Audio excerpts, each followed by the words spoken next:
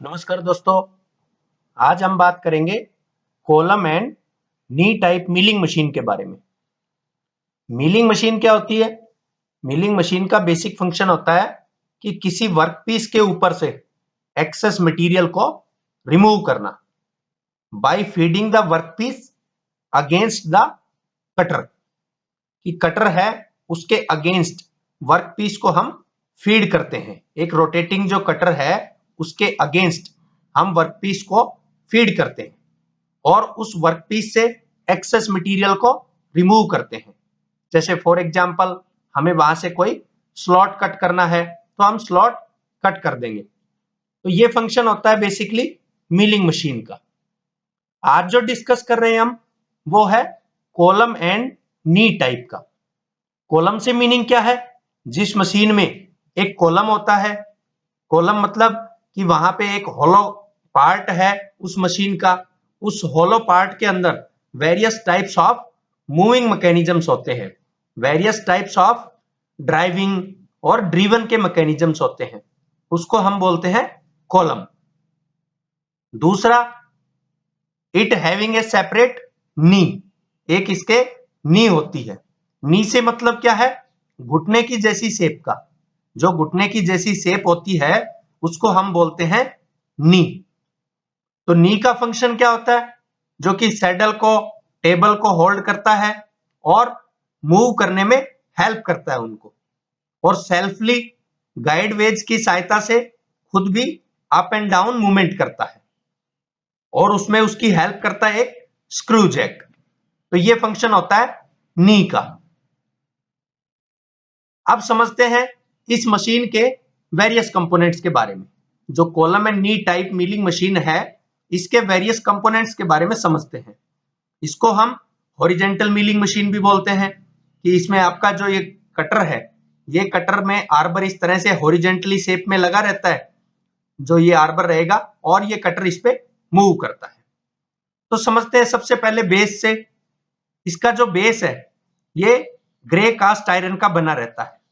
Grey cast iron का क्यों बनाया जाता है? इसकी वियर रेजिस्टेंट क्षमता अच्छी होती है, इसकी वाइब्रेशन एब्जॉर्बिंग पावर बेटर रहती है, इसलिए हम बेस को ग्रे कास्ट आयरन का बनाते हैं। ये होता है कॉलम। जैसा मैंने बताया था कि कॉलम एक होलो कंपोनेंट होता है। उस होलो कंपोनेंट के अंदर वेरियस टाइप्स ऑफ मैकेनिज्म्स रहते हैं, ड्रिवन या ड्राइवर्स। इससे मीनिंग क्या है? इसमें मोटर रहती है, इसमें बेल्ट रहती है, इसमें गियर्स होते हैं, इसमें पुलीज होते हैं। तो ये मेन फंक्शन होता है कॉलम का। जो कॉलम है इस कॉलम के ऊपर होती है एक ओवर आर्म। ओवर आर्म का मेन फंक्शन क्या होता है? ओवर आर्म यहां पे जो आर्बर है इस आर्बर को सपोर्ट करने में हेल्प करती है। ये जो एक साफ्ट टाइप का होता है जो हमारा आर्बर, इस आर्बर को सपोर्ट करने में हेल्प करती है, इस योक को सपोर्ट करती है। और ये जो एंड पार्ट होता है इसका, जो ओवर आर्म के साथ में यहां पे जुड़ा हुआ है, ये इस नी को हेल्प करता है सपोर्ट करने में। अब ओवर आर्म के बाद आते हैं योक पे। योक का फंक्शन क्या होता है? जो कटर को माउंट और डीमाउंट करने में हेल्प करता है, और आर्बर जो हमारा है, जिस रॉड के ऊपर हमारा कटर जो है वो माउंट होता है, तो उस कटर को, उस आर्बर को ये सपोर्ट करने में हेल्प करता है। तो मींस योक का दो फंक्शन होते हैं, एक तो कटर को माउंट और डीमाउंट करने का, और दूसरा आर्बर को सपोर्ट करने का। यहां पे ये होता है मल्टी टूथ कटर।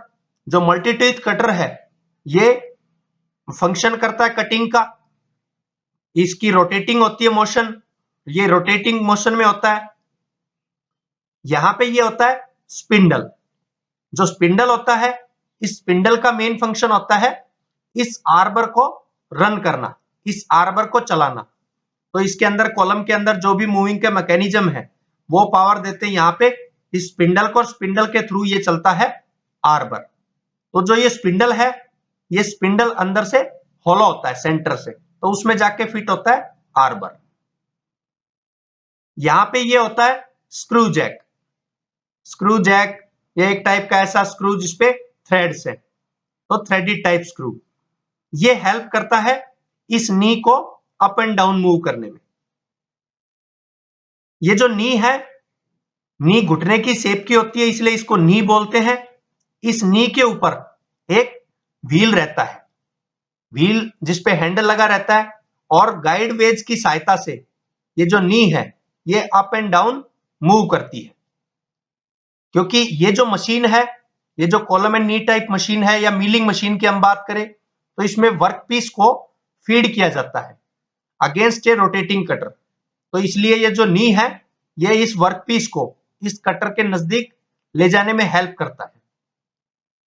ये होता है सैडल, नी के ऊपर लगा रहता है सैडल। जो सैडल है वो टू एंड फ्रो मूवमेंट करता है, जैसे पेंडुलम मूव करता है इस तरह से, तो इस प्रकार ये मूव करता है सैडल। जो सैडल है इसके ऊपर लगी रहती है टेबल।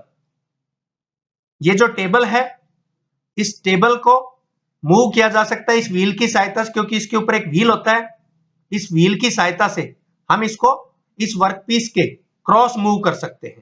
क्रॉस मूव का मींस इस वर्कपीस के सामने की साइड लेके आ सकते हैं और इसके पीछे की तरफ लेके जा सकते हैं। तो ये फंक्शन होता है इस व्हील को, तो टेबल इस प्रकार मूव कर सकती है। जो ये टेबल है इस पे ये लगे रहते हैं वाइसीज। वाइस का मेन फंक्शन क्या होता है? वर्कपीस को होल्ड करना। जो वर्कपीस हम यूज करते हैं, जिस वर्कपीस पे हमें काम करना है, स्लॉट कट करना है, उस वर्कपीस को ये होल्ड करने में हेल्प करते हैं वाइसीज।